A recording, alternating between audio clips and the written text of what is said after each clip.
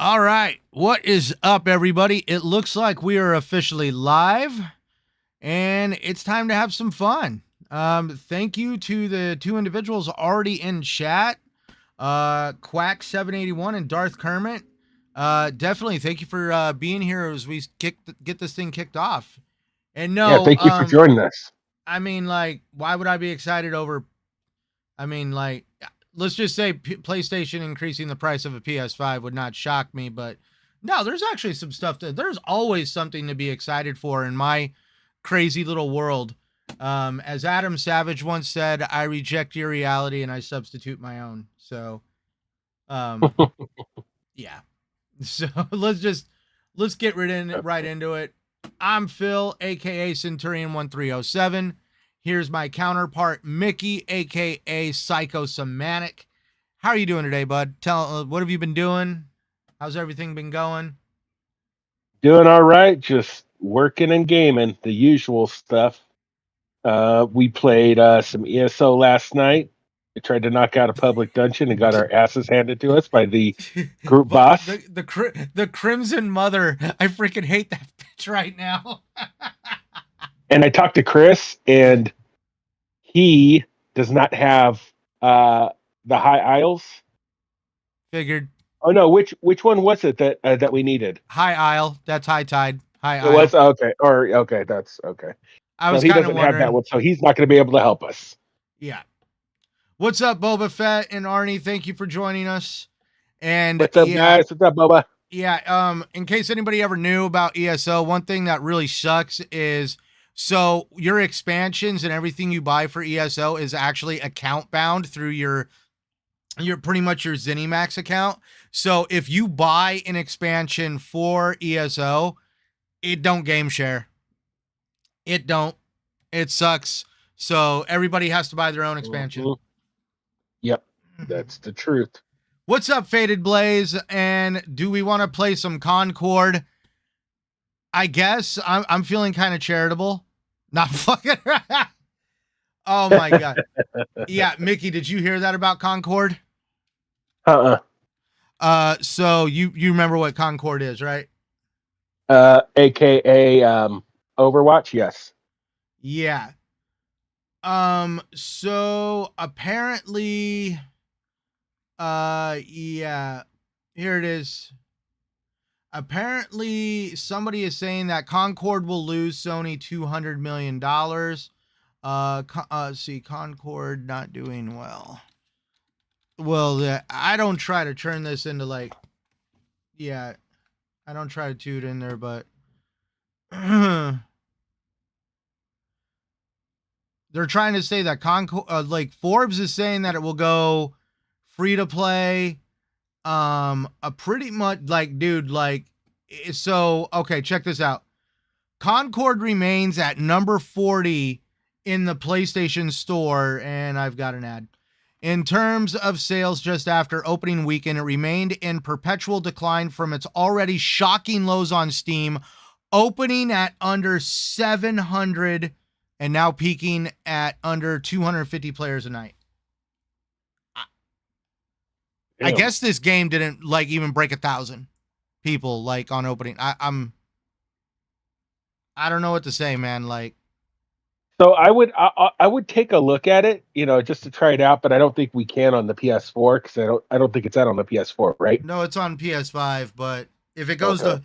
if it goes to free to play, I mean, I'll check it out just because, I would like to see what We PlayStation is at least bringing to the table when it comes to a multiplayer service-esque style game, because I know hmm Sony has put a lot of money into multiplayer service-esque style games, and it'd be nice to be like, oh, okay, the game functions great. It just sucks that it's literally a repeat in an oversaturated market.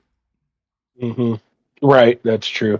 That I I mean, know. I'd still check it out. I need to get a PS5, but I'd still check it out just to see because with all of the negative publicity and stuff like this, you get kind of curious and you want to see what everybody else is either complaining about or whatever, just to kind of get your own vantage point on it. So Faded Blaze, the numbers are worse than Lord of the Rings, Gollum, and Babylon Fall.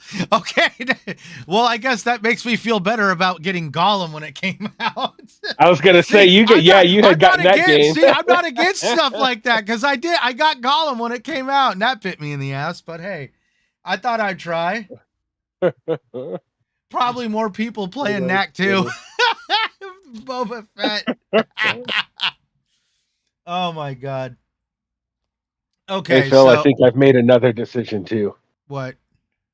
I think I'm actually gonna purchase Black Ops 6. Like full blown purchase it, or are you gonna buy the Yeah, upgrade? like and play like the or are you gonna play it through? You could get it through Game Pass and just pay $40 to get the Ultimate Edition. You don't own the game; you just own the Ultimate Edition. Like, well, then that's what I'll do. Because I don't see you like, oh, I'm done with Game Pass. No, tweet it. Not at all. Obviously. Mickey's gonna go out and tweet it tomorrow that he's done with Game Pass. If that's the possibility, then I'll just do that. Then I'll download it on Game Pass and do the $40. Yeah. So from what I've heard and what I've seen, you're able to purchase the stuff for the Ultimate Edition as like an upgrade, but you don't own the game. You only have the Ultimate stuff. Okay. So if you what happens? Let's say the not that it probably would, but let's just say the minute miracle that it comes off a Game Pass, then I'd have to buy just the regular game. Right, but if something like that was to happen, I wouldn't be surprised if Microsoft like discounted the shit out of it. Okay. Yeah, I think I'm gonna go with your idea. That sounds good. I mean, like, dude, save money. I like right. That's true. Like G-Eazy said, I've got too much money is that shit no one ever said. But at least that's in my world. I wouldn't. If somebody wants to say they have too much money, hey, there's me and plenty of people in the chat that you can reach out to, and you can like just give it away if you want. That's true. That's true. So, all right, let's get into it. We have a couple topics, so let's at least kind of like kick one off right now. It appears that let me see. Yeah, I'll buy first year down the road on sit. Yeah, I'll buy out. See, Boba Fett's kind of like in the same boat, I think, if I'm reading it correctly, that he'll buy it 1 year plus down the road on sale. And generally that's what I every time I've bought Call of Duty full price, I feel like I never got my money's worth because I didn't play it long enough. Right. So, yeah, that's true. But for $40, that's where you're just like, all right, well, then, I mean, yeah, for the Ultimate Edition, heck yeah, dude. Yeah, no question. I mean, it's going to be a huge freaking game. I know. I'm kind of like looking forward to it myself. So that's the one issue. No, I mean, like it's going to be a huge download. Well, actually, you know what? We'll get into that here. Wait a minute. What the hell? One more thing, Phil. Yeah. Also, so the Seagate 1 terabyte internal card for the Xbox, apparently through Walmart's app, you can get it for $122 at the moment. Wow. If you hear that, everybody, and you don't got an expansion card for your Xbox Series S and X, I mean, $122, that's actually a pretty damn good deal. Like, I knew as soon as the Seagate lost their patent on it, or their one year exclusivity, whatever deal they had hatched out, and then WD came out with one. And the funny part is I've tried both the Seagate and the WD. I haven't found a difference with either one. I mean, they're both manufactured pretty quality, and I'm pretty happy with them. But yeah, I know if I tried to be like, hey, babe, I'm going to get a third card, she'd probably look at me like, you're going to do what? I just, I sent you the link too, if you want to take a look at it. So. Oh, for sure. What's up, Hunter? What's up, James Thomas? Thank you for joining the show and the rest of the chat. Thank you, So guys. I know the title says excitement for Xbox. I'm always excited over Xbox, but let's bring up our first exciting point here. So, like, if we want to go off of it, Windows Central did drop an article, and I did think it was interesting, and we'll get into it. So, the director of Final Fantasy 14, Naoki Yoshida, don't get me if I butchered his name, I'm bad with names. We all know that. We would like to release more Square Enix games on Xbox, and there will be more of our titles released on Xbox. So there's a statement right there. We'll get into like the little bit of the clips from it, and then we'll discuss it, Mickey. So Square Enix's Xbox strategy. The director of Final Fantasy XIV confirmed that Square Enix is committed to releasing more games on Xbox platforms. The success of Final Fantasy XIV on Xbox is seen as a positive sign for future releases on the platform. In strengthening relationships with Xbox gamers, Yoshida emphasized the importance of deepening Square Enix's relationship with the Xbox community. The company aims to rebuild and expand its fan base on Xbox after a decline following the release of Final Fantasy XV in 2016, which leads to future releases where Yoshida hinted that more Square Enix titles, including popular Final Fantasy games, will be coming to Xbox, and this aligns with Square Enix's broader strategy of multi-platform releases to reach a wider audience.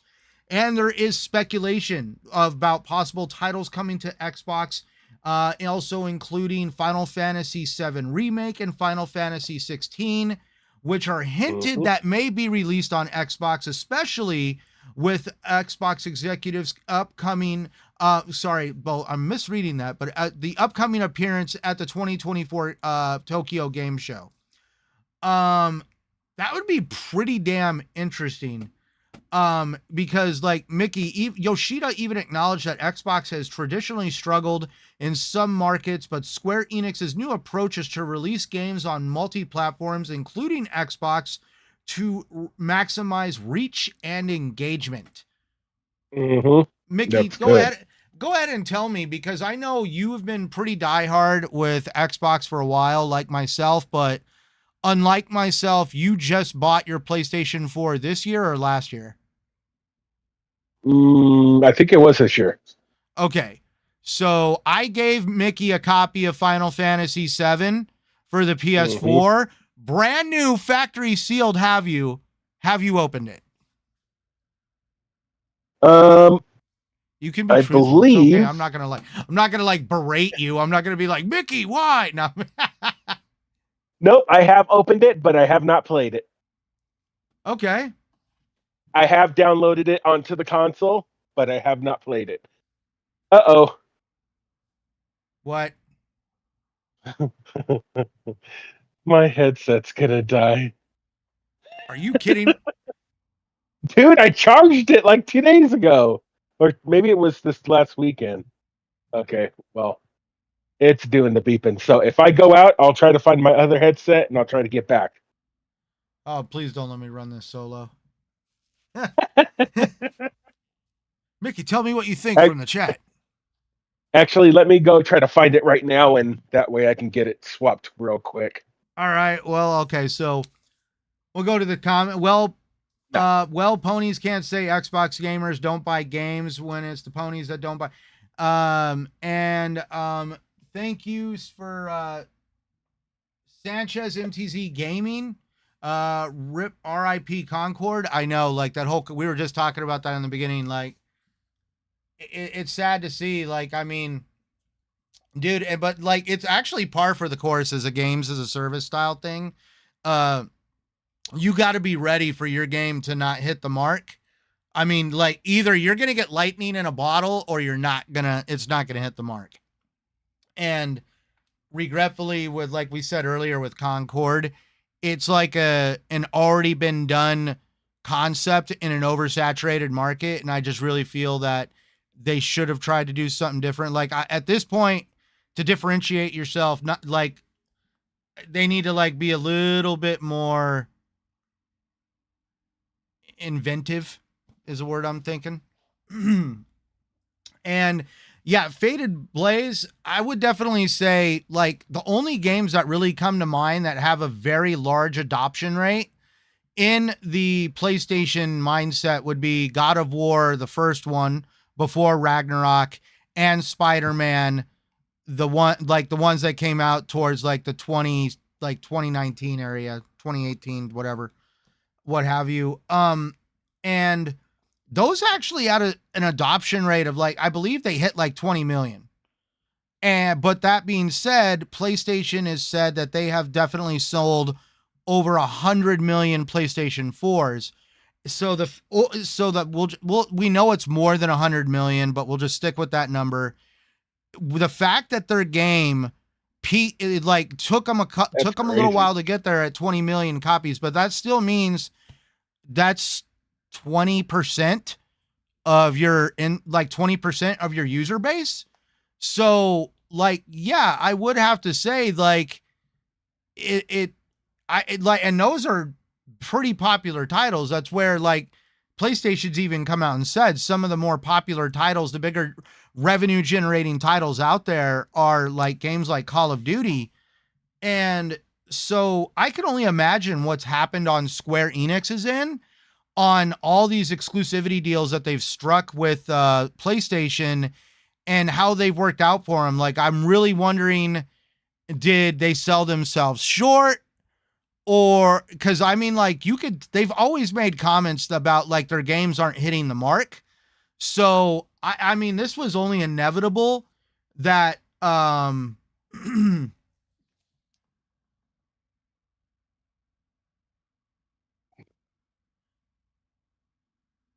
Talentless Freaks. I didn't see that one. I'll have to check that one out. Wow. So Faded Blaze says, I did feel sorry for the developers of Concord until someone called us talentless freaks. I'd have to look that one up. I mean, people deal with anger in very different ways, but lashing out definitely, especially lashing out at your consumer base. Yeah, that definitely works out for you if they did. But getting back to Square Enix, I can only imagine what it's like worked out for them on like, you know, like what they were looking for and actually how they wanted their games to perform in sales. But there's actually a lot there. Like I believe, oh my God, was it Final Fantasy 15? The one where you drive around in the damn car? So I think it was that I never played that one. That one was fun. I played that. Well, that one came out on Xbox and I enjoyed the hell out of it. I've even bought some of the older Final Fantasies like Final Fantasy 10. I even bought the original Final Fantasy 7 on Xbox. But with some of their newer Final Fantasies, tell me, Mickey, do you feel like, have you wanted to play any of those games or have they just not come across your radar? What, the Final Fantasy games? The newer ones, like the Final Fantasy 7 remake, Final Fantasy 16. To be honest with you, I just didn't get into them. So, I mean, to be honest with you, I couldn't tell you if I liked them or not. Because have you ever had any dealings with any Final Fantasy games ever? Yeah, 7. Dude, I played whenever Final Fantasy 7 came out. I think it was on the PlayStation. Which one was it? The PlayStation 1? Well, there's the original PlayStation, PlayStation 2, PlayStation 3, and PlayStation 4. The original PlayStation was never declared the PlayStation 1. Well, okay. So the original PlayStation. I think you're right. It was an original PlayStation game. So that's when I originally played it because I had a PlayStation, and I loved that game. And I printed out pages. Oh my God! This was before you know, really getting into the internet and doing it. I printed out, dude, a stack of paperwork. How to get the gold chocobo? How to get the one Magica or what it was called Knights of the Round, which was like the biggest like spell that you could get. I had like how to get the black chocobo, how to made it with another chocobo to get the gold chocobo. Dude, I had all that stuff printed out. And then I fought Sephiroth and lost and never played it again.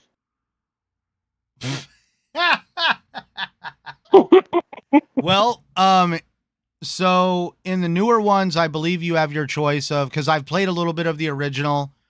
I know the original concept of the Final Fantasy games was, turn-based, but I believe you can, in the newer ones like Final Fantasy 7 Remake and Final Fantasy 15, it went to like normal, like hack and slash, like you can move around. It wasn't all turn-based. And I believe in Final Fantasy 7 Remake, you can switch from either classic, which is turn-based, or newer, which is where you get to move around and actually have a little bit more freedom during a battle.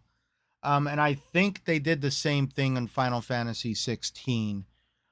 So they've definitely evolved the franchise from that turn-based strategy.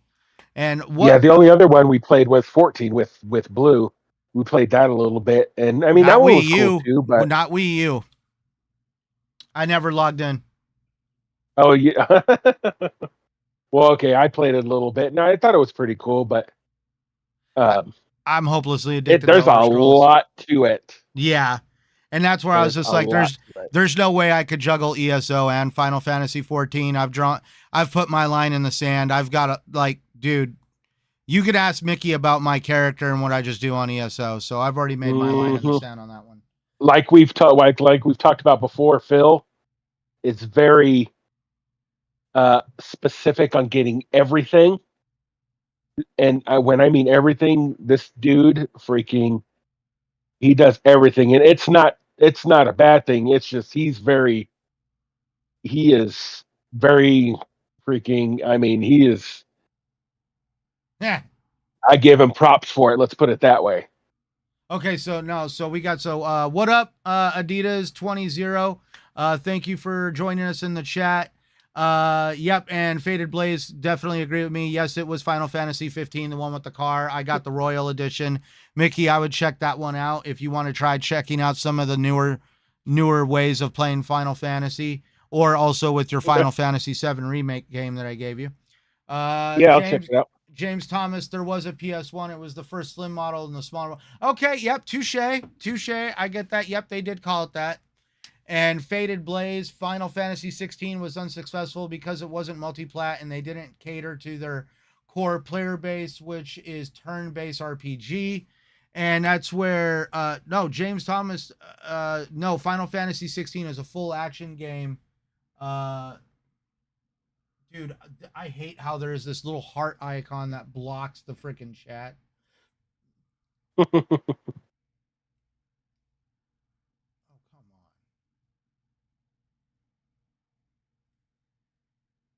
I will say though that it's a good thing that that Square Enix is is stretching its arms out to Microsoft too. So that's gonna it's not just going to be for Final Fantasy. Then it should be for any other titles that they hopefully that they'll release. So that'd be cool. So yeah, James Thomas, no, Final Fantasy 16 is a full action game. Think DMC, which Devil May Cry.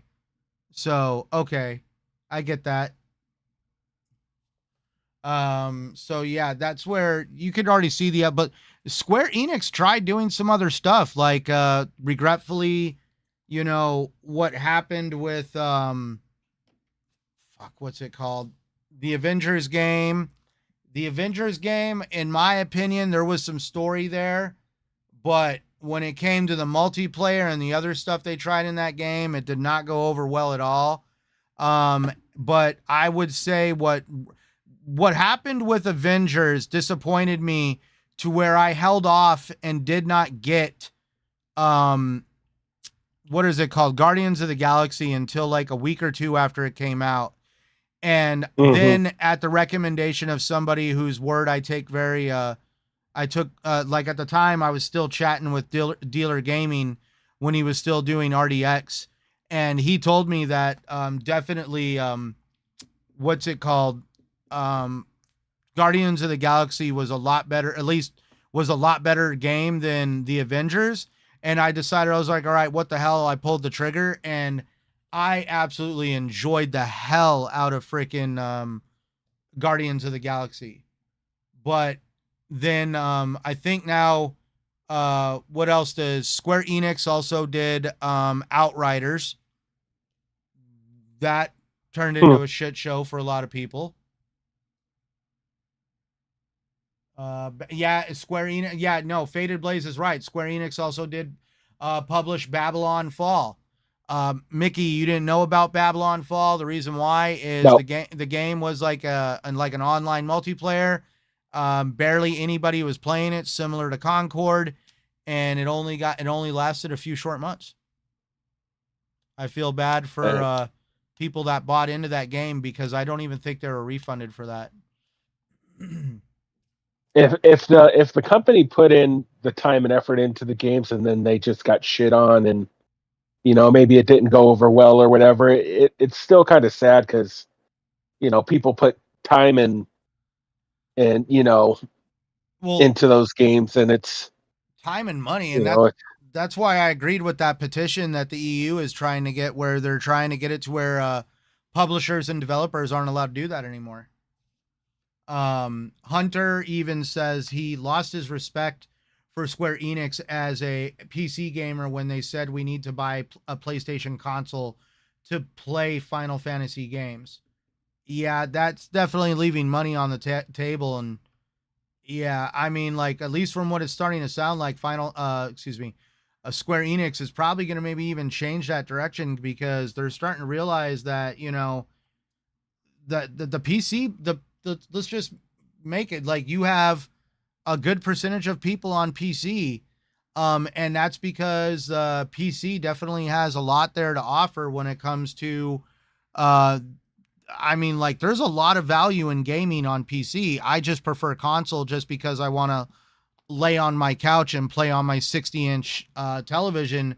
But there is some Mhm. people, like, I mean, like, I got a guy at work that we chat about it. He keeps asking me to play Path of Exile with him, and he's like, I love sitting upright in a gaming chair and playing at a PC, and I was just like, I don't see it. But to each their own. Well, I mean that's how I used to play too. I played on a PC because I played Ultima Online, played World of Warcraft and stuff, and it was cool. But now, definitely my preference is console too, because basically the same reasons. I Right. just like to chill out on my recliner and just do it Mickey, that way. So Mickey hung up his wrist protector. Because you did what? Ultimate Online, yeah, Ultima Online, World of Warcraft. um, and World of Warcraft. So two really big, MMOs at their time. Ultima Online's still around, and it was I think it came out in 98, 99, and it's still around. It doesn't have the player base it used to have, but it still has a pretty decent player base. So, I mean, it's a long running game, but I don't know. I just kind of got out of the PC gaming and went to console, and that's kind of where I've been since. So, So James Thomas, yeah, Outriders did get better. You can ask Mickey. I just about sometime earlier this year played through Outriders from start to finish, including, I believe, it's called the World Slayer DLC, and I hmm pretty much made it all the way to the end game where you got to like do the where you get to like fight all the battles in the storms and the temple that they have at the end game of World Slayer. And of course, Mickey wasn't there to join me for any of that because he actually does. He's not a big fan of Outriders. He's tried to get into it. Um, so that I basically play. I had a lot of fun with Outriders. But James Thomas also said Concord, Babylon Fall, and Foam Stars. What do all of these have in common? Are they really all connected? No, they can't all be connected to Square Enix, can they? That'd be wow. Because Faded Blaze said Square Enix also sold their Western studios to stay afloat to Embracer Group. See, that's where, yeah, like Square Enix has definitely had some changing times. So when it comes to at least Square Enix, there is going to be like we're all and waiting in anticipation on what could come to fruition with the fact that, you know, obviously Yoshi P over at Square Enix, or yeah, it says Yoshi, yeah, it says Yoshi, yeah, Yoshi P. And that's where, I mean, in my opinion, I really feel that if it, Sony needs to let Square Enix like thrive, and they need to basically stop with the shenanigans. If by some like, I hope Square Enix didn't like get themselves like swindled into some kind of a contract they can't escape, and that only time will tell. But they're like, I mean, a lot of eyes are on Xbox because they're starting to really expand exactly the reach and access of the Xbox ecosystem, which will bring us to our second one. Yeah, Google Poe, thank you for joining us. Yeah, Forspoken was also Square Enix. That's actually my backlog. I have it on disc. I need to play it because I don't know, it looks interesting, but I also know that it's horribly written. It's like written by like a freaking teenager that like has way too much like improper slang. I mean, it's like almost like it's like Bill and Ted's Excellent Adventure. Like when you try to watch it today, when you're like, people actually acted like that. Yeah, they did. James Thomas said PlayStation had something to do with all those. Yeah, there you go. There's some. Definitely, there's going to be a lot of trips and falls in trying to find their way. Like the Xbox has done a lot of trips and falls over the years when it comes to creating multiplayer experiences and even single player experiences. And you know, PlayStation is now in that point in life where if they're gonna be able to grow their ecosystem and be able to cater to more than first player, single player experiences, single player cinematic experiences, there's going to be a lot of trials and tribulation on that. So James, 2 Square Games and 1 Sony first party. There you go. Hunter, I don't think any looter shooter come close to Borderlands franchise in terms of looting and gunplay. Dude, I mean, like, yeah, for real. And I really think that what Borderlands really has going for it, at least over there at Gearbox, is they definitely know how to make a game that's fun, has some humor in it, but also just downright, I mean, dude, it's unique. It's unique. Like Tiny Tina's Wonderland, Borderlands franchise. Like I actually bought the Pandora's Box collection for Borderlands. And so definitely Borderlands is definitely something that they hit the mark. They definitely hit the mark. They came out at the right time when looter shooters were like, they established themselves really quickly. Oh, Faded Blaze, Mickey, don't forget Chocobo Racing on the Switch by Square. Wait. Don't forget Chocobo Racing on the Switch by Square is pay to win with battle passes and a full price game. Well, I know that's one of the trips and falls of trying to make money is you start trying to nickel and dime your consumer base, and that doesn't always work out well. Like look at Battlefront 2. Battlefront 2, in me and Mickey's opinion, is probably like one of the premier Star Wars multiplayer experiences on the market right now. And it's like tainted by the stain of what EA did when that game first came out. And when I'm talking Battlefront 2 2017, not the OG Xbox Battlefront 2. Yeah. Yeah, Borderlands is fun until they start nerfing builds and weapons. You know, I'm so ADD, I never stuck with a gun long enough to know if it was nerfed. I never paid attention to know if it was nerfed either, so. To Yeah. be honest with you, that stuff didn't really bother me. If it was, it was. I didn't pay attention, so. So, but yeah, getting into it though, like there's a lot of attention on Xbox right now, at least in my opinion, because a lot of these developers and publishers are noticing that Xbox is making moves. They're obviously having some of their games show up on platforms like PlayStation. They've been already have a heavy presence in the PC gaming market, but they're starting to have games now show up, I believe, in Steam and the Epic Game Store. So there's definitely Xbox is wanting to expand the breadth and reach of the Xbox ecosystem. And that now goes into, so we all knew that Xbox had made a deal with Amazon where they were going to start allowing Xbox Game Pass to be streamed on an Amazon Fire Stick.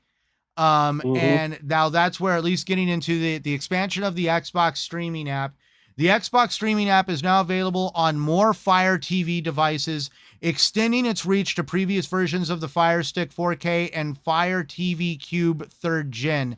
This expansion allows more users to access Xbox Cloud Gaming on their Fire TV devices, although a Game Pass subscription is required. So this is another way for them. Excuse that's me? fair. Right? So, but like, that's what I mean. Like, that's fair. They got to have a Game Pass subscription, but it's also lowering the bar of entry for those who are not, like, literally, there is people out there that do not want to buy a PC and they do not want to get into owning a console like a PlayStation 5 or an Xbox Series S or X. And some of I've met some where the only thing they want to get into is a Nintendo Switch, or even just downright just sticking with their mobile device.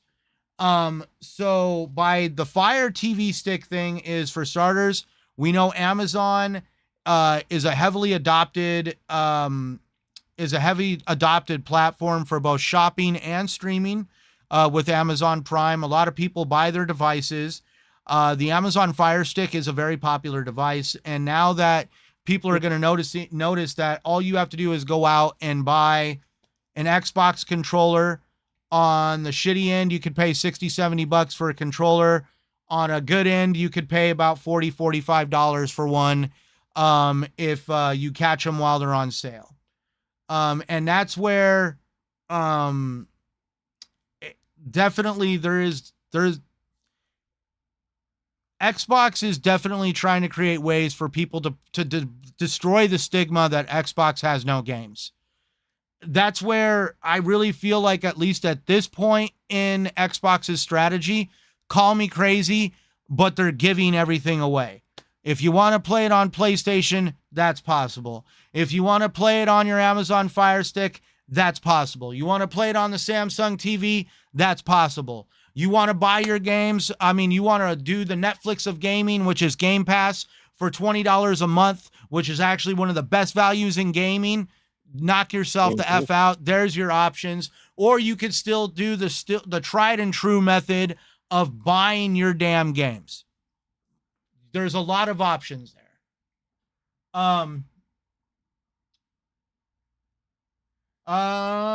So James Thomas, I just played Borderlands 2, laughed my ass off. They still give keys out to the chest. I think, wow, they're still giving out keys? That's funny. I actually know what those are. I used to collect them. Faded Blaze, let's talk about this September State of Play. That was a rumor.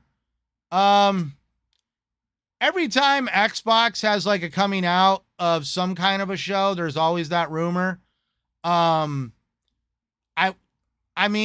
could see it happening for the Tokyo Game Show, just because, it's Tokyo Game Show. The world is watching. So yeah, even Faded Blaze says, I think it's coming. But it would be nice to see. Let's at least just say this, Faded Blaze, that State of Play is going to set the bar or the tone for the rest of 2024 for what PlayStation is going to have to offer.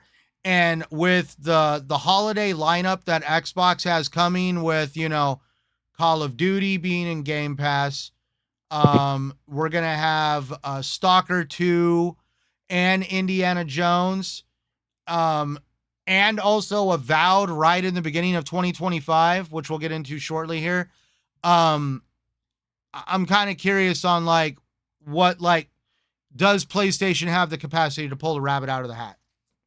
And also Faded Blaze, Sony following suit behind Microsoft by raising PS5 consoles, by raising the prices on PS5 consoles and accessories in Japan. Wow, I mean, that sucks. Hopefully, it sucks when it happens. All I could say is hopefully they have a logical reason for it and not just, wanting to, essentially nickel and dime your consumer base. Mexum, thank you for joining the chat. I think the problem with Sony is they don't know how to make a good live service. We are playing free-to-play games, not a movie. Also, PC gamers are not PlayStation consumers. No one plays $40 to play a hero shooter, especially on PC. That's for sure. Like, we all saw how Overwatch evolved, and that's where Mickey, really, I could give you Concord for $40 or Overwatch as free to play. Where are you at? Overwatch. There you go. That's why I'm just like, oversaturated market, already been there, done that experience. Mm-hmm. And now you're trying to charge like Sony, I think, is starting to gauge wrong that like, oh, we'll just put a PlayStation logo on it and they'll buy it.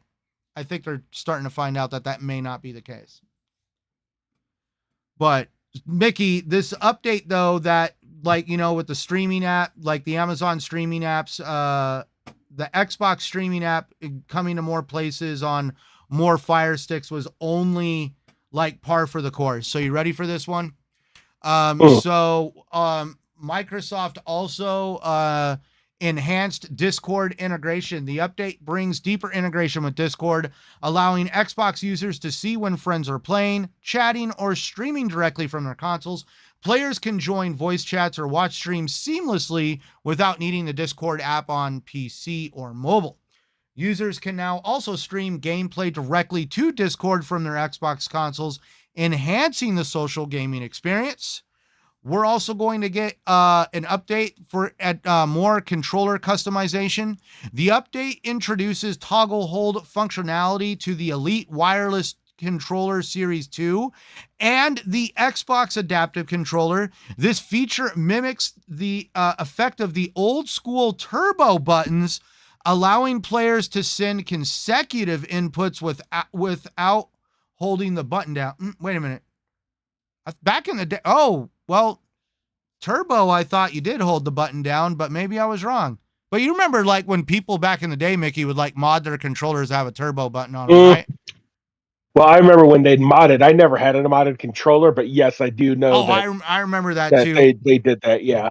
Like, so I had let's just put it this way. When Halo 3 came out, Mickey knew that I played that game heavily and I was really good at it.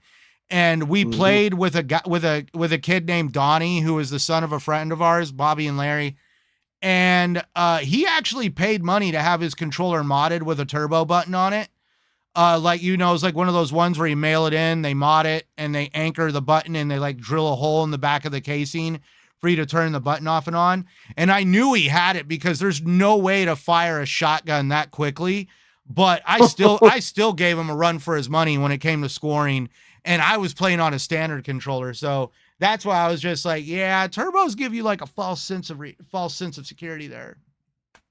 But that's funny. The next update is for something Mickey mentioned earlier. You know how he mentioned the size of the Call of Duty download, correct? So, yep. Xbox is going to be introducing download customization. Xbox now allows players to customize their downloads, enabling them to download only the necessary components to play the game. This feature helps save valuable hard drive space, particularly beneficial for games with large file sizes. So there you go. You'll be able, like, if all you're going to play is multiplayer, you only download what you need for the multiplayer. You don't got to download the multiplayer and the campaign. I see. Okay. Well, I mean, That's smart. Definitely, for sure. All right. So I guess to keep up with all the fun, thank you to everybody keeping up in the chat. James Thomas, no, it's not just a live service issue. Sony can't do multiplayer. You can't make a live service without knowing how to make multiplayer. That's why I was saying, like, dude, Sony's about to go through a lot of trials and tribulations before they maybe figure out a formula that works for them. Faded Blaze, Sony can make games as a service. They just refuse to use their own IP like Twisted Metal. Dude, they're like, for real. Like, we've got Twisted Metal. We've got Killzone. We've got Resistance, The Fall of Man. And they freaking shelved The Last of Us 2. I mean, The Last of Us multiplayer. Some of the decisions are behooving me. That's for sure. Baffling, whatever we want to call it. Don't make sense. The math ain't mathin'. So, but getting into another one, Mickey. So, like, I know Mickey was a little disappointed to hear, but Mickey, yeah, you know about, obviously, you weren't too fond of Avowed being delayed, correct? Well, it sucks, but it is what it is. I mean, what do you do? I mean, there's nothing we can do about it, but I was pretty excited for it, so just got to wait a little longer. So what has you excited about Avowed? Just the gameplay style. It's my style. It's fantasy.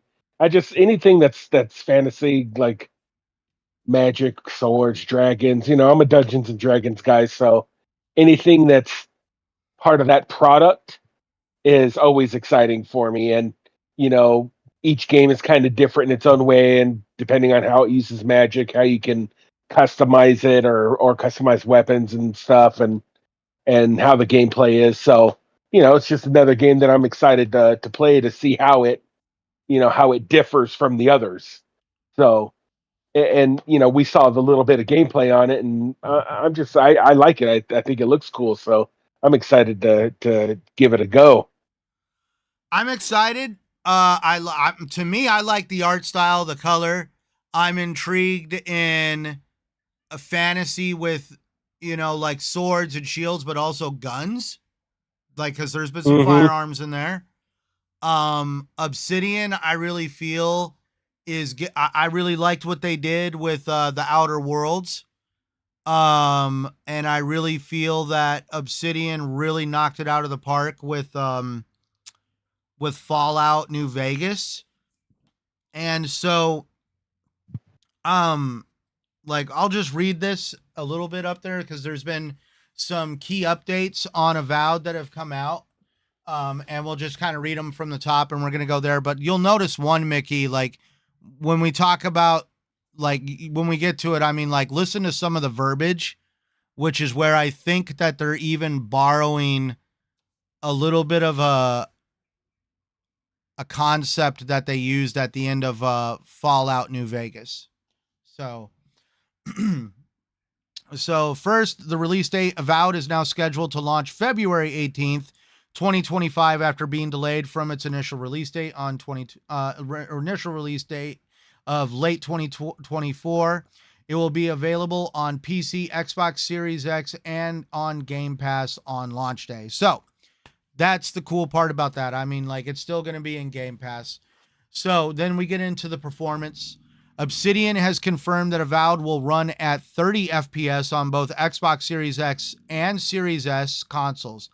The game's art director, Matt Hansen, emphasized that this decision was made to enhance the graphical fidelity and lighting, which the team prioritized over a 60 FPS frame rate. This approach mirrors other recent first-party titles like Starfield and Redfall that also launched at 30 FPS, which had a lot of people kind of like moody about it, with the possibility of later updates to improve performance, just like Starfield and Redfall. Now, that being said, there was also some statements being made that apparently the game is even running better on the Xbox Series X than on PC at some instances. They didn't go into much detail on it, but they did comment that the game is actually very easy to develop for on both on the Series X and Series S consoles and including PC, but they have noticed that the game is actually running in some instances a little bit better on the Series X than even on PC. So now, Mickey, this is one that there's a little bit of wording here. I want you to see if you catch it.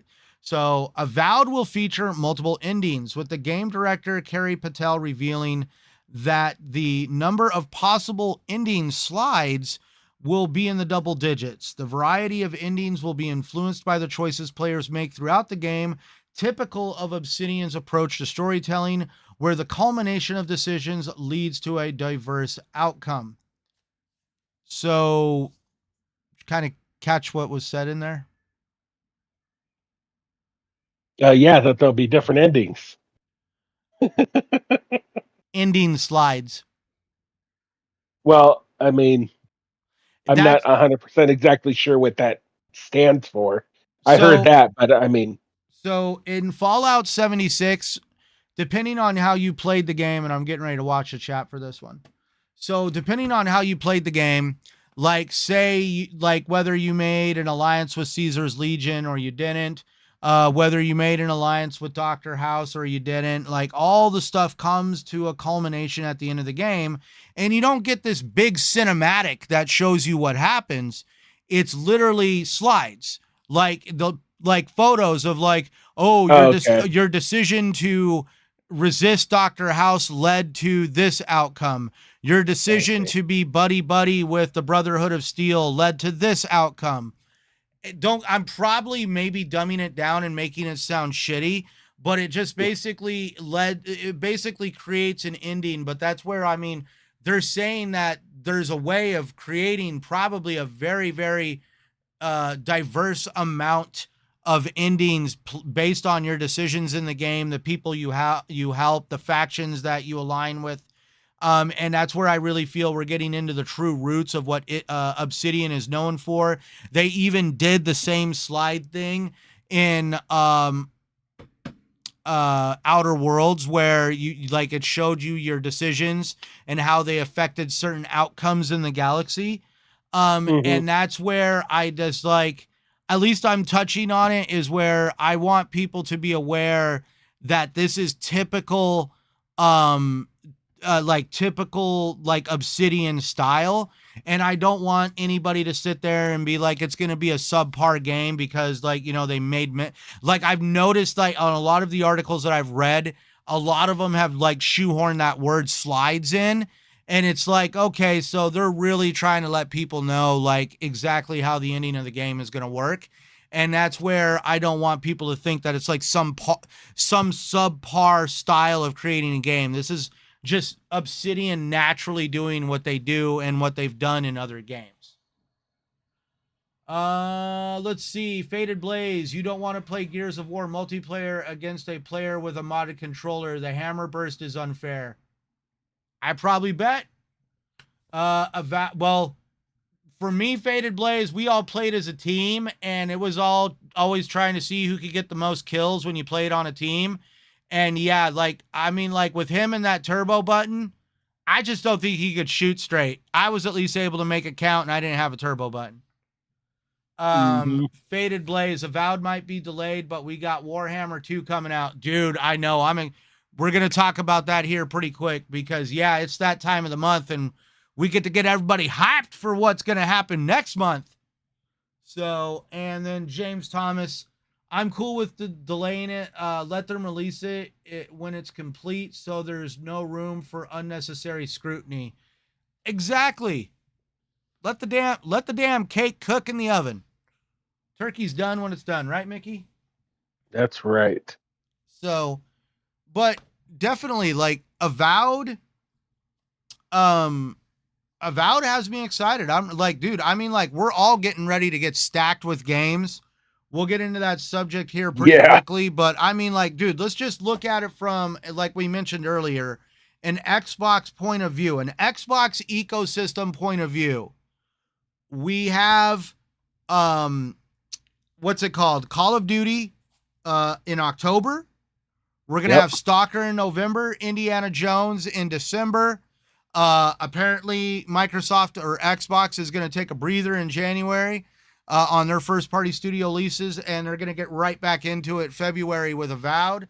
And that's all we know about the titles right now, but I'm pretty sure we're going to probably find out more about other titles that are coming out. But now we also have like Star Wars Outlaws just came out. I'm having fun with the game. I want to play more. But at this point, I'm working like 2 jobs, and one of the customers on my second job has been a little demandy. Mickey knows about it, and I'm obviously that's what I'm here for, customer service. So I'll cater to him however much I want. I mean, like I was chatting with this dude about an hour before this show went live, just trying to get his website working right. And so, but yeah, and then like getting into it, like, so, who said it out there? Yeah. Faded Blaze just touched on it. I'm excited for Warhammer, which is September 9th. That's already on my radar. I'm like trying to be like, how the fuck am I going to play all this other shit and get Warhammer and play Star Wars, keep up with on ESO. I stretched myself thin, I swear to God. And Mickey's got it worse than me because, like, what's already on your radar for September? For September, well, actually, I think I'm going to do the Space Marines too, because Blue had been talking about it, and then you've been kind of talking about it a little bit. So, I think that as far as September goes, I think that's the only one that I'm really familiar with. As far as what I plan on giving a try, I haven't even checked out to see what the other stuff is, but that's the main one that I want to get a hold of and get my hands on. Liberty or Warhammer? No, Warhammer. Throne and Liberty doesn't come out till October. What? Throne and Liberty doesn't come out till October. According to the it's October 1st. According to the list. Oh, damn. Shit. Yeah. No, you're right. What happened to you? Did you sneeze? No, Diablo 4 Vessel of Hatred comes out in October too. Fuck. Oh, damn. You are FUCK'd. Gosh. Mickey's wallet's screaming for fucking help right now. This is gonna hurt. Faded Blaze. I wish Obsidian had the license to remake KOTOR. I do too. Hopefully Saber Interactive saves that one. It sucks to see like development hell occurring on a title that really a lot of people, like, for the longest time was saying that it was like one of the pinnacles of the Star Wars RPG. That like, yeah, I mean that'd be great if they could do that, but I mean, yeah, that's on Saber Interactive, so I don't see that happening, but I wish too. I will at least say I wish. But Drew Oprisky, forgive me if I'm butchering that. Thank you for joining the chat. Do you think Avowed will get 60 FPS performance mode on release? So, if you want my personal opinion, this is just my own opinion. I don't think so, because the game director and other executives involved with the game are already coming out letting people know that their target was 30 frames per second. And so I think that's where they're just getting people like to understand that this is how it's going to release. But I also would have to agree with some of the speculation that it could be like a Starfield and a Redfall situation where one day we get that like social media blast from like Obsidian letting them know that they patched the game and that they had released a 60 FPS patch for Avowed. What do you think, Mickey, on that question? I don't think it will. Not at release, anyways. I think like you said, it'll if they do it, it'll be later via an update or something. But right off the bat, I don't think it'll be the 60. I think they'll keep it at 30, which is, I mean, I don't care, so it's all good to me. Right. And you know what? I don't get as horribly. I don't get as horribly. Don't get me wrong. Like I play ESO at 60, but I mean, if it's there, it's there. But sometimes I don't even care. And so yeah. Yeah, I And, sure in the heck don't. and I so don't care. and sorry guys, if you ever watch the gaming videos on the screen, yeah, you probably noticed my interface pop up when I changed the video. I've got like tons and tons of videos, and I don't want to just be like the guy that like makes you watch the same video on a repetitive loop the whole show. And I noticed that the video had looped, and I'm like, all right, it's time to change it. Um, but like, yeah, so there's a lot of games to get excited for coming up in September alone. Me and Mickey have been kind of overgoing a little bit of a list. And Hmm. so I know for some people, like at least like I'm not gonna go like onto like the whole freaking mountaintop of like going on like, oh, it's the PC, but like sticking with like Xbox and PlayStation. I know some people are. I guess some people are going to be excited for Harry Potter Quidditch Champions. I know Mickey has already got his Gryffindor outfit on with his sorting hat, ready to get that game. No, Whatever. I'm just fucking around. Now, one game that is on my radar, that was also on Blue's radar, but Mickey, I'm wondering if you Age of Mythology Retold. So I played Age of Mythology on PC back in the day, and it's Mm-hmm. actually an amazing game. It's really fun.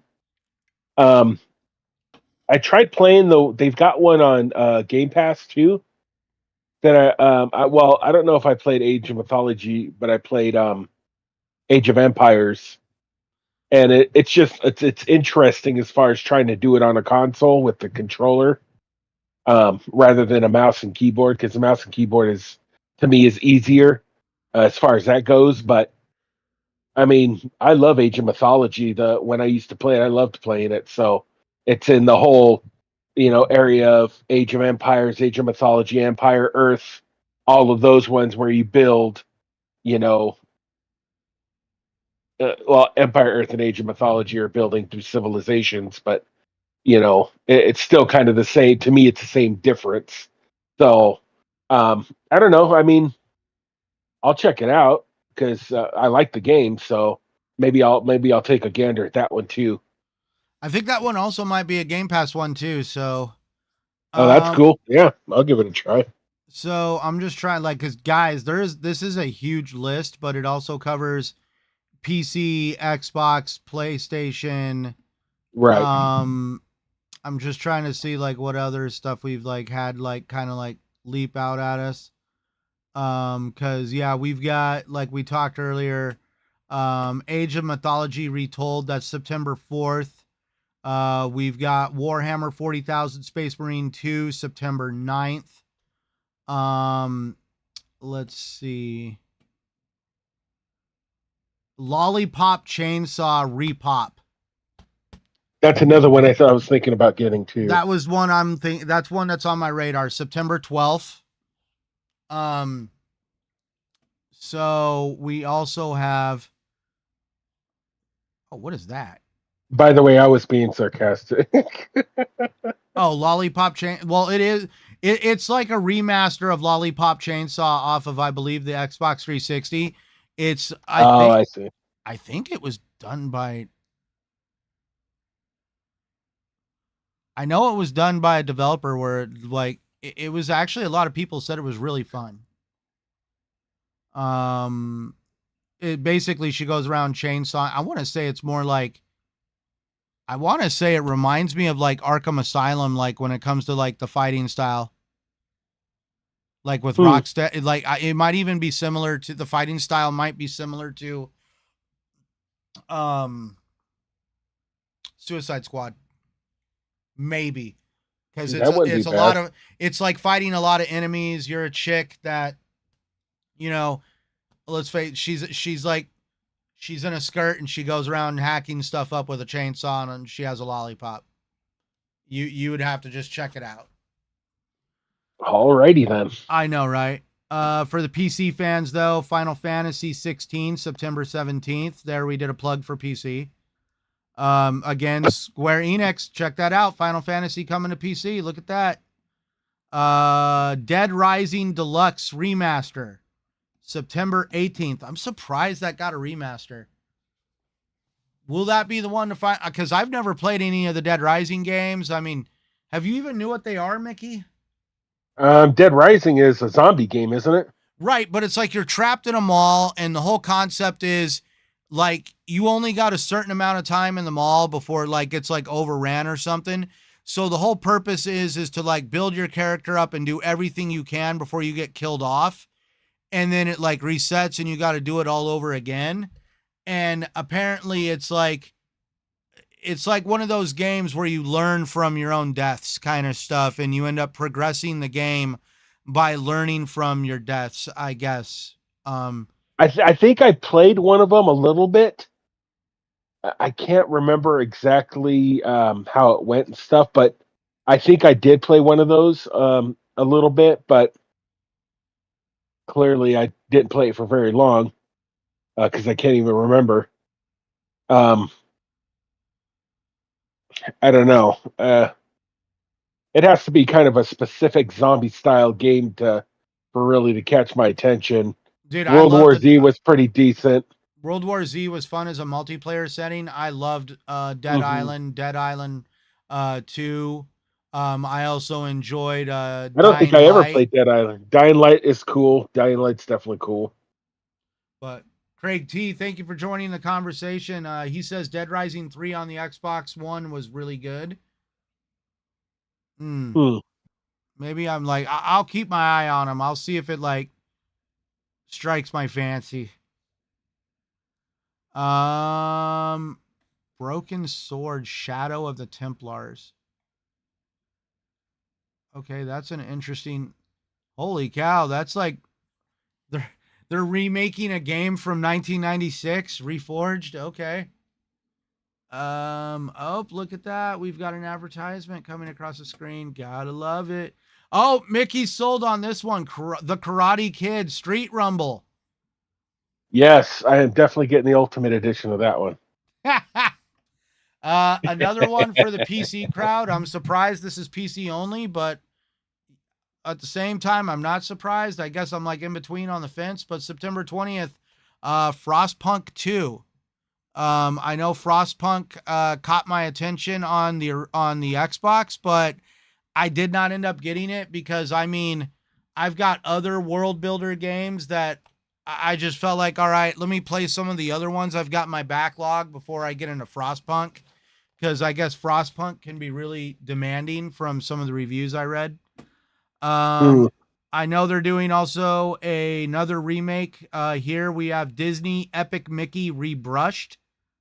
And the website just crashed. Whatever the fuck that was about.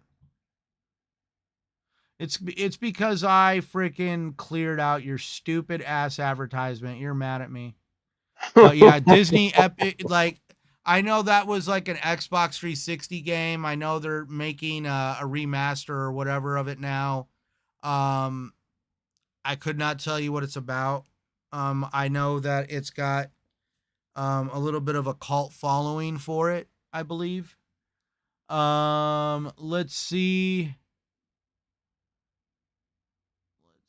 I guess that's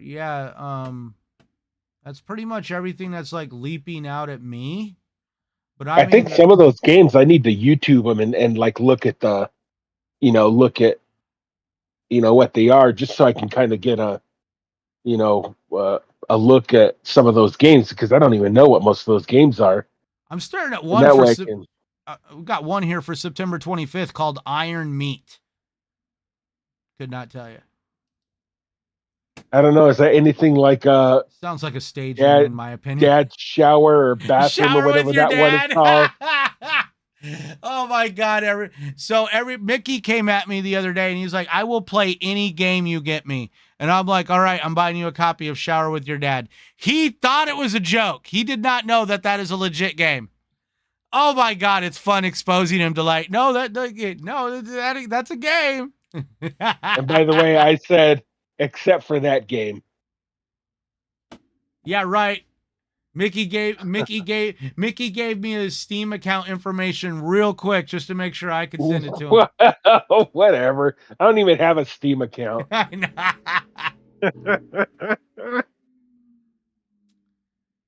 Dude, for real, yeah. Throne and Liberty, October 1st. Diablo 4, Vessel of Hatred, Oh October yeah. 8th. Dude, Yes, October is going to be expensive. Dude, Starship Troopers Extermination, October 11th.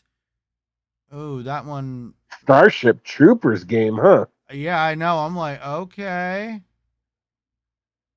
Unknown 9. Oh, wait a minute. Is that no? Is that really coming out? That's coming out already? Unknown 9 Awakening is coming out in October. October 18th. Wow. Holy cow. Okay, there's Mickey's next game, Barbie Project Friendship, October 25th.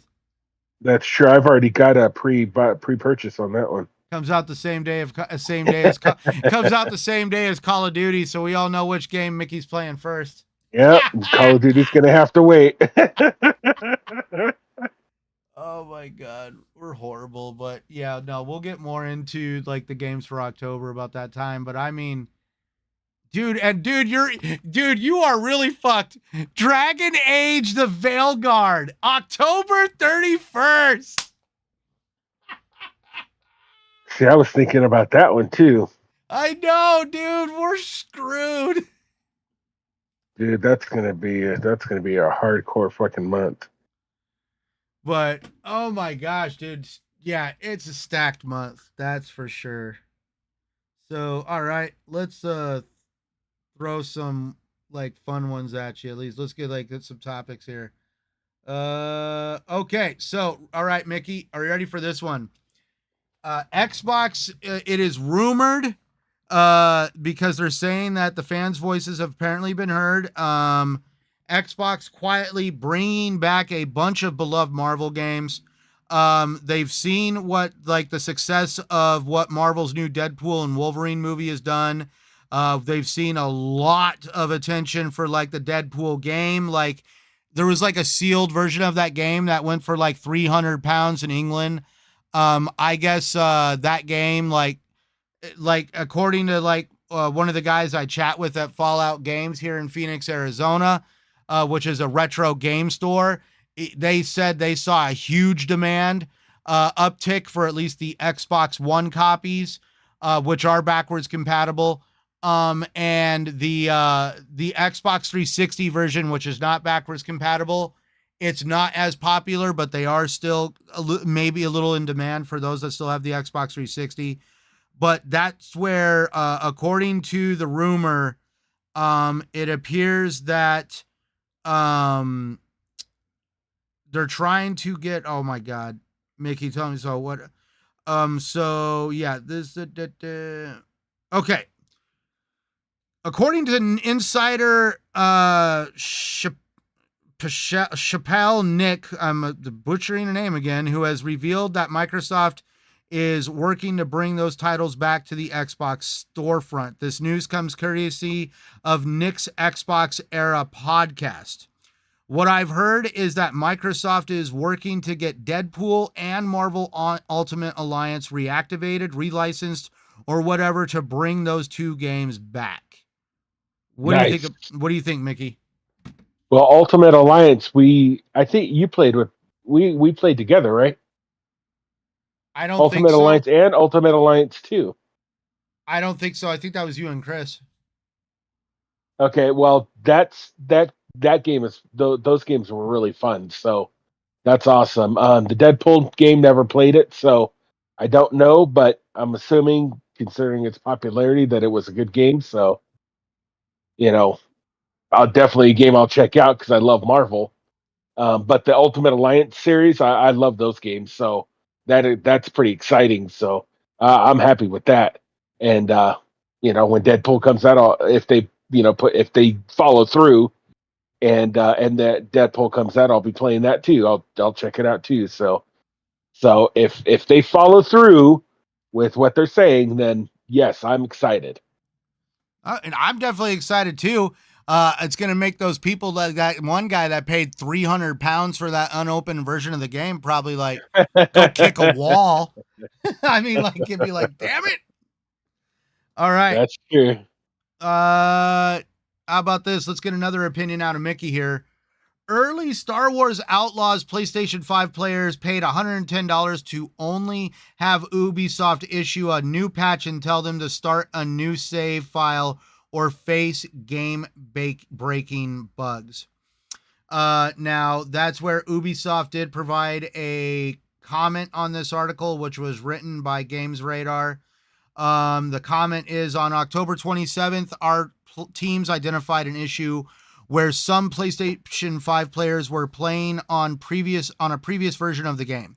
We quickly deployed an update and informed affected players to ensure their game was updated to the latest version and advised that they begin a new save to avoid additional issues and progression blockers.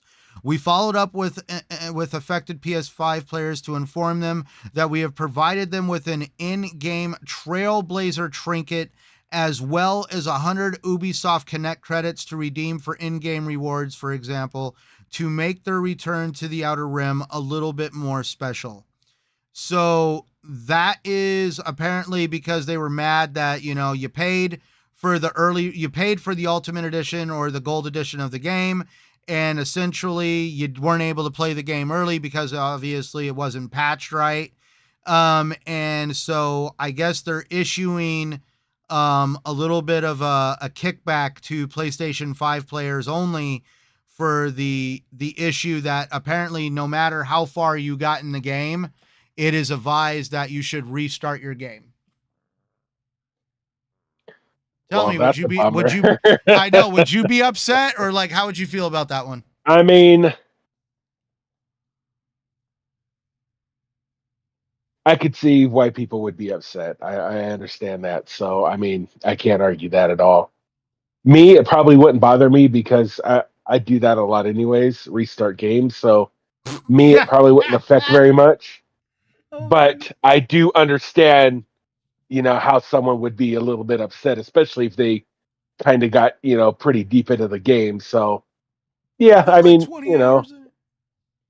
that would, that I could understand some, some folks being upset about that, So, I mean, again, I hate to say it like this. I mean, it is what it is, but that is kind of it's kind of a staple in the arm, though. So I can understand why people would be upset. What's up, Dark Child CD? Thank you for joining the show. Hello to you, sir. He says, "Hey, Xbox fam."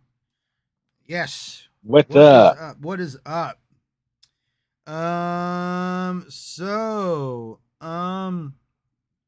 Another one that popped up that I thought was interesting.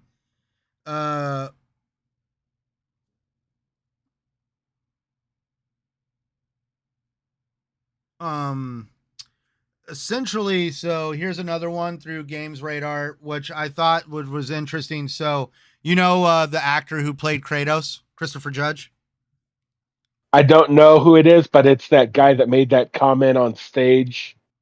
I know of him, but I don't really know him. But yes, he was Teal'c in Stargate SG-1, the guy with the gold emblem on his forehead. Okay.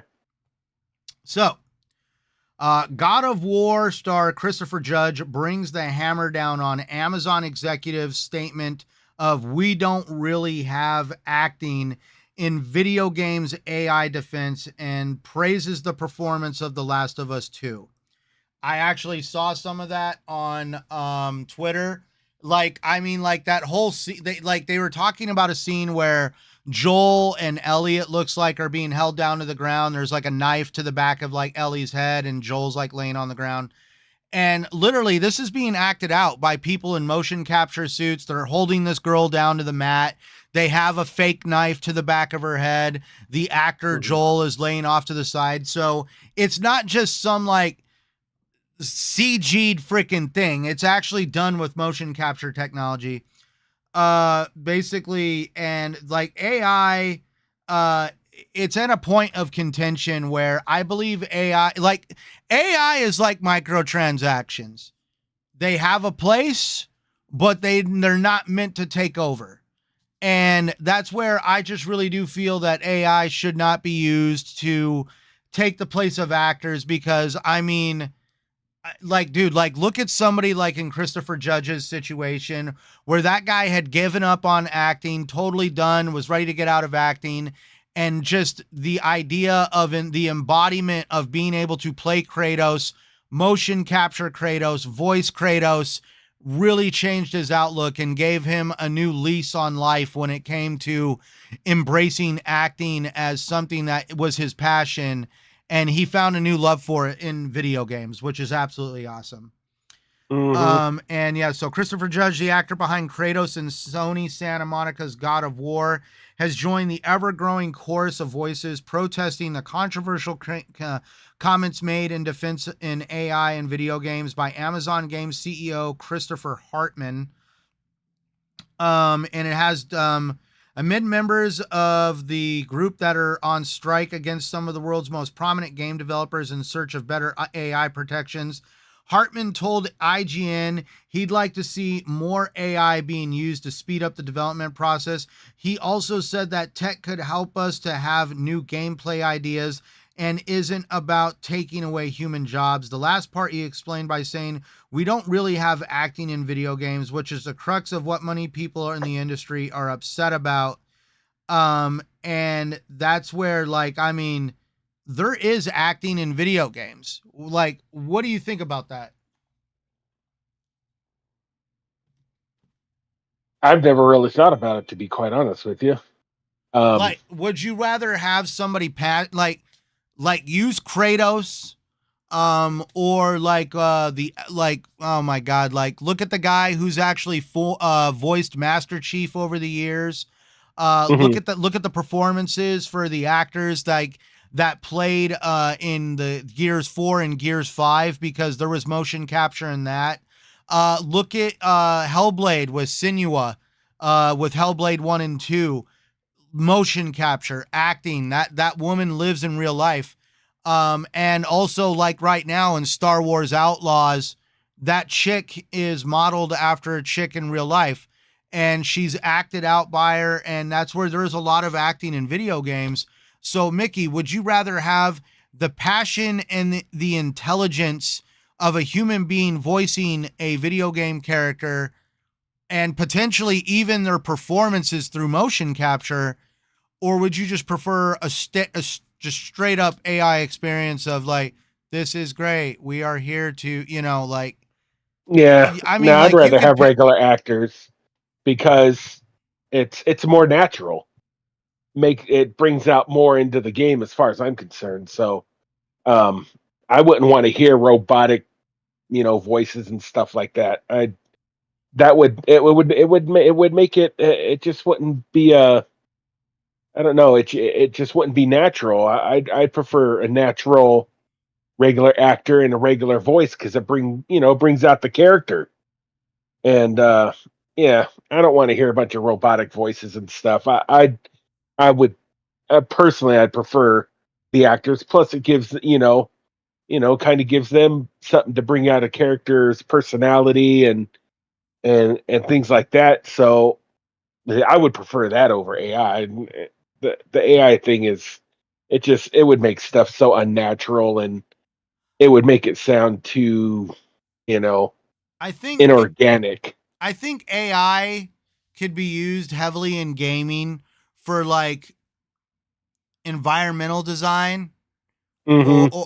or stuff like that, which would, like, if you don't got to like design all the trees and shrubs and mountains and the clouds in the sky, that leaves you a lot more time to be able to design very detailed, almost lifelike, or very, very well very well developed like character models. Hmm. And that's where I just, like I was saying, I feel like it has a place in the industry. I just really feel though that it shouldn't be like, what Amazon is approaching video games like money making style, like we need to make money. And that's the only thing I would like Xbox not to lose focus on.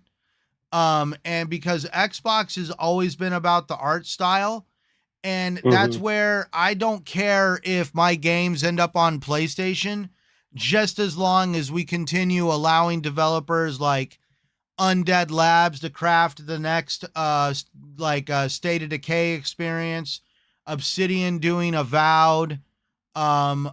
There's a lot of studios under the Xbox umbrella of studios that have been allowed to develop games, but that's where I just feel like also like the consumers of games also at the same time have their hand to play or their share in this situation of that. If a developer misses the mark, we really need to learn to professionally give our input and our opinions and not like burn them at the stake like what happened with Arcane Austin and Redfall.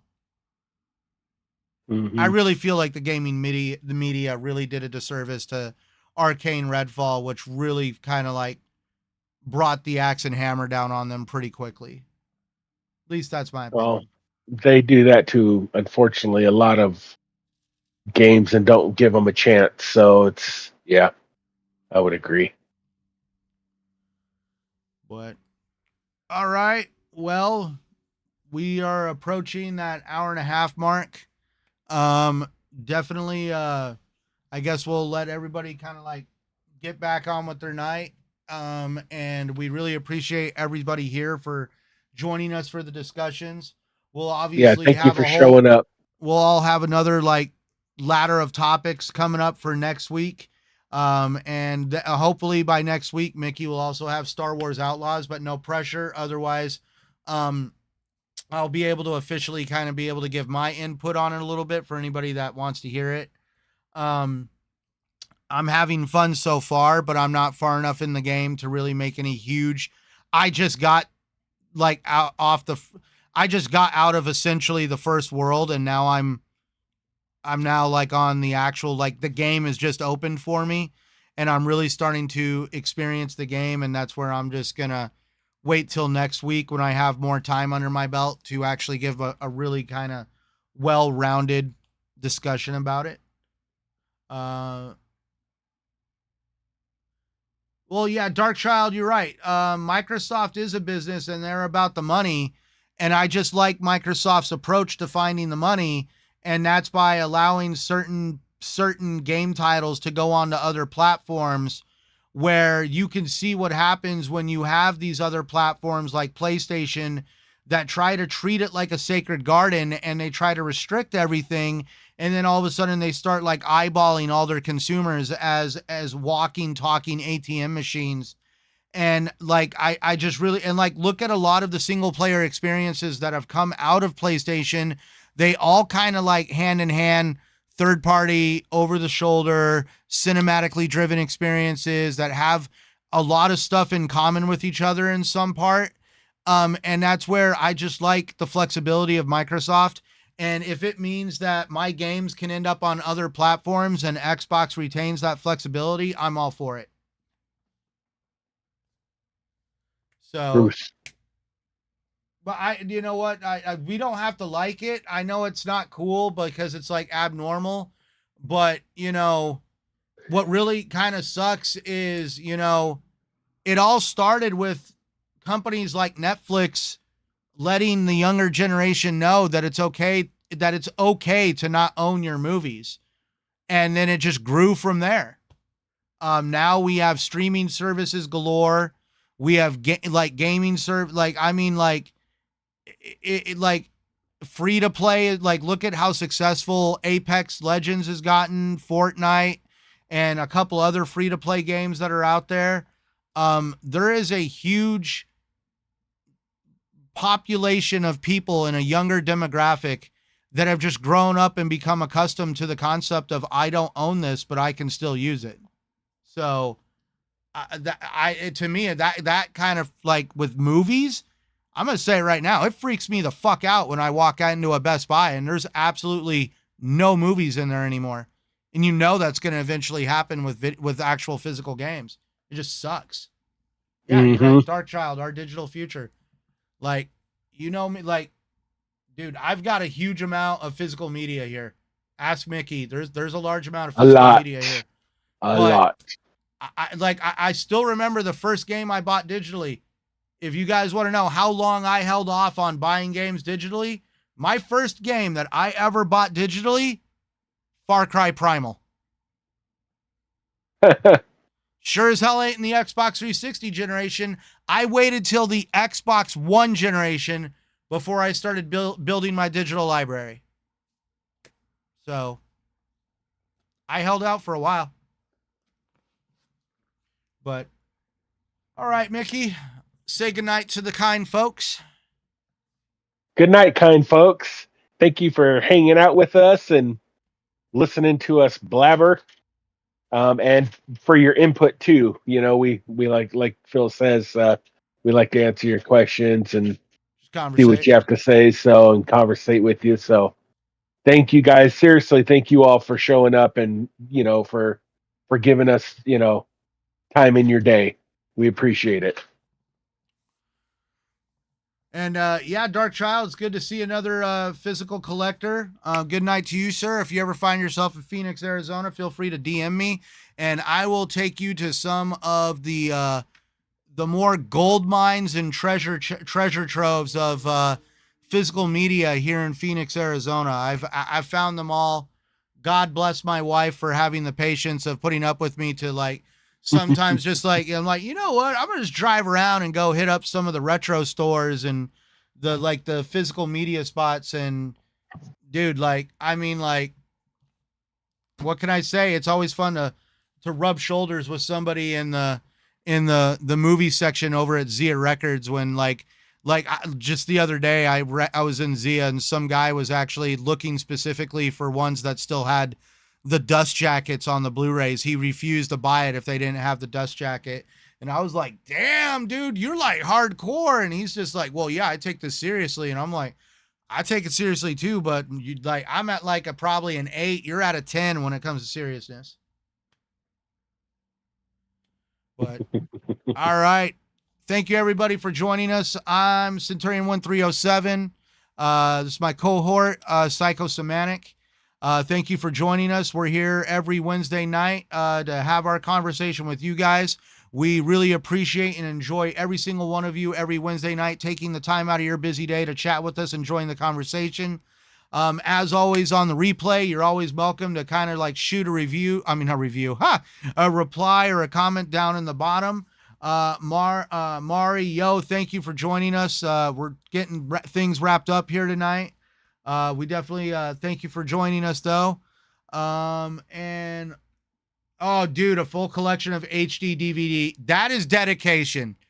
The HD DVD. Oh my God. I don't even know the last time I saw one of those. That's dedication, my good friend, right there. But all right. As always, everybody, remember, just play what you want, where you want, no matter what anybody tries to freaking tell you. Always make your own damn decisions. Be a free thinker and make your own decisions. And we look forward to seeing you guys next Wednesday. Thank you for being here. Have a great night.